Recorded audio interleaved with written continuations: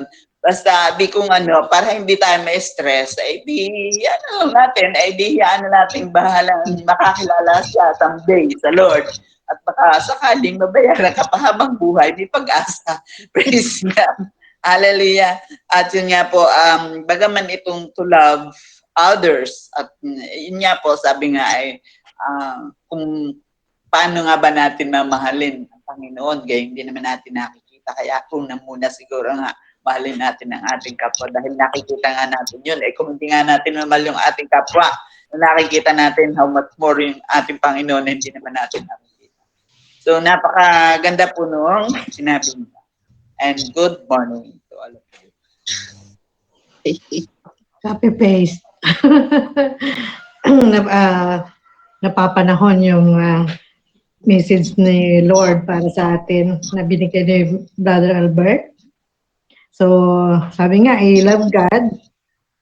Ito ay madaling sabihin.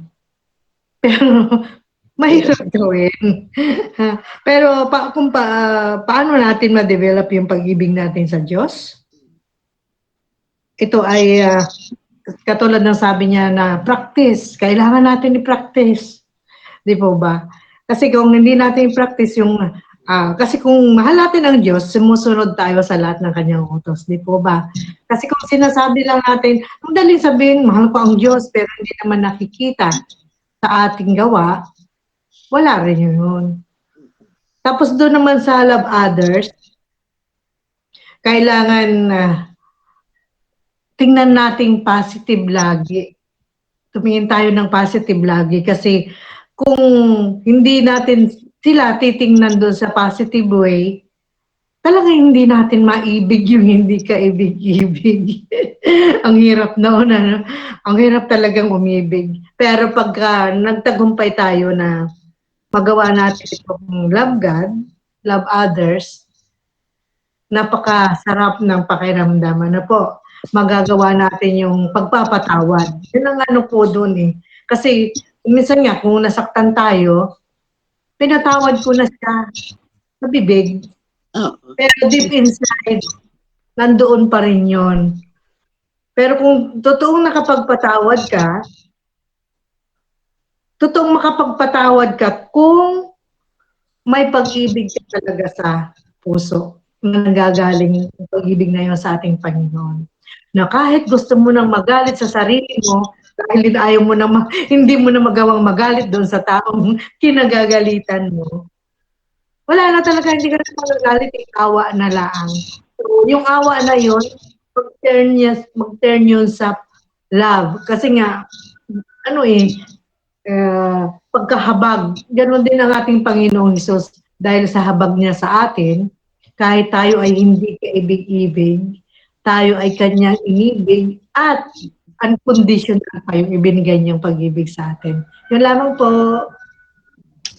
Yan. Okay po. Kaya yung yung mga may utang na hindi nagbabayad, na alam mo namang may ibabayad, ano bang sabi dito?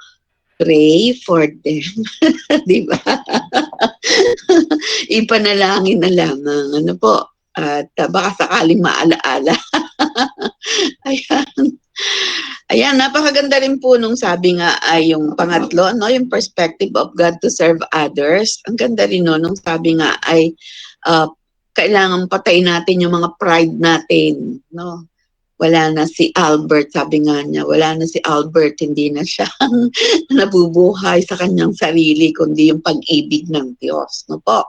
Kailangan ibaba natin yung ating mga pride para nang sa ganon, magawa natin talagang ibigin ang mga hindi kaibig-ibig. Ayan. Okay po, at sino pa po ang magdadagdag? Ako pa, Pastora. Okay, brother. Promise po, hindi na ako iiyak. Ubus na. Unang-una po, nabuo sa akin yung, bago po ako, bumalik ulit, kumbaga, sabi ko, Lord, ayoko na, pagod na ako. Yung hatred ko sa kapwa ko, kagaya doon sa trabaho, yung tumira sa akin, intentionally sinira ako para mawala ako sa trabaho. Yung pala, pag alis ko, magnanakaw pala siya ng 1.7 million sa kumpanya. So, ayoko man masuklap. Sabi ko, Lord, tanggalin niyo sa akin to. Tinanggal ako ng tao para lang makapagnakaw siya sa kumpanya. So, yun, isa po yun. Pangalawa, kamag-anak ko pa, nag-autang sa akin. Sabi natin, halos kalahati milyon, hindi ako binayaran. Kaya bumagsak yung negosyo ko. Bumagsak yung aking hardware. Hindi na-sustain eh. So sa puso ko, sabi ko, Lord, kung eto po yung faith na ibinibigay niyo sa akin, turuan niyo ako umibig na hindi ka ibig-ibig. So yun lamang po. Yan, amen. Kahirap talaga, ibigin ang hindi ka ibig-ibig. Mahirap, madaling sabihin, pero mahirap gawin. Di ba? Yung mga nagkasala sa'yo, sa pakiramdam mo, nagkasala sa'yo, parang hindi mo talaga malimot-limot. Pag hindi mo nalilimot talaga yon, kahit pa sabihin ng bibig mo na pinatatawad mo na, ay hindi pa rin totally, parang sugat kasi, di ba? Na sabi nga ay may peklat pa rin, nandun pa rin palagi, no, sa ating mga alaala. Pero pag tayo nasa Panginoon, unti-unti, no, sa pamamagitan ng panalangin, sa pamamagitan ng banal na espiritu, malilimutan natin ang mga bagay na yon. Kasi sabi nga, no, kailangang laging positive, no, positive tayo palagi na bakit nangyari yun sa ating buhay, siguro tayo rin ang mayroong pagkukulang, no. Minsan, nabibighani tayo sa napakagagandang pananalita, no? Katulad namin, no, kami MESCOM. Nabighani kami sa napakalaking tubong ibibigay.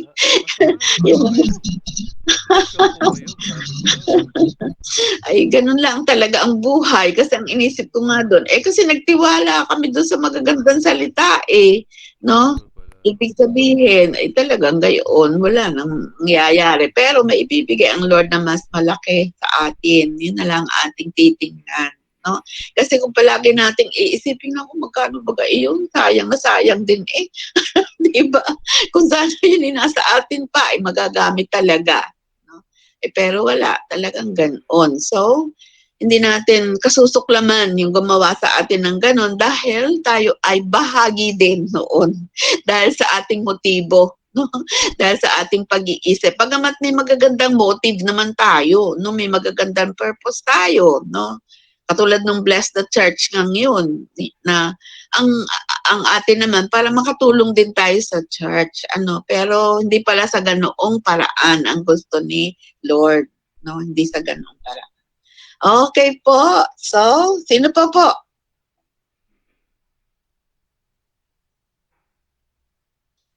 Meron pa po magdadagdag.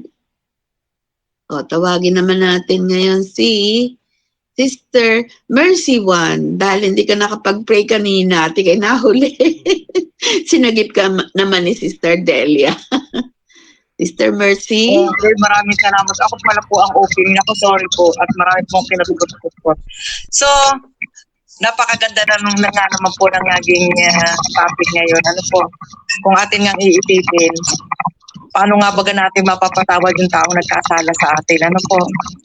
So, tayo naman po nandito na po sa gawain ito, tayo po ay inilapit po natin ang relasyon natin sa ating Panginoon. Tinuturuan po tayo ng Diyos na tayo ay matutong magpatawad. Ano po? Saka tungkol, naalala ko po yung napag-usapan tungkol sa scam. It's atay po ganun po ang nangyari po doon sa aking anak Idona. Hindi ho isang beses.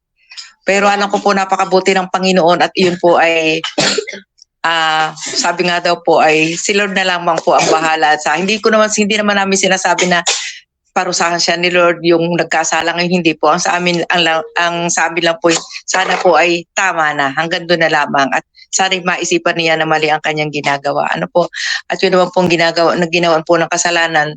Si Lord na po ang bahalang magbigay, magbalik ng liglig, siksik at umaapaw. At iyon po ay soon ay nakikita namin na mapapabalik naman po. Opo, sa awa at tulong ng Panginoon ay basta tayo, sabi daw po ay tayo ay huwag tayong mawawala ng pag-asa. Kung ano man ang inano natin sa ating buhay, huwag nating isipin na tayo ay lagi nang malungkot.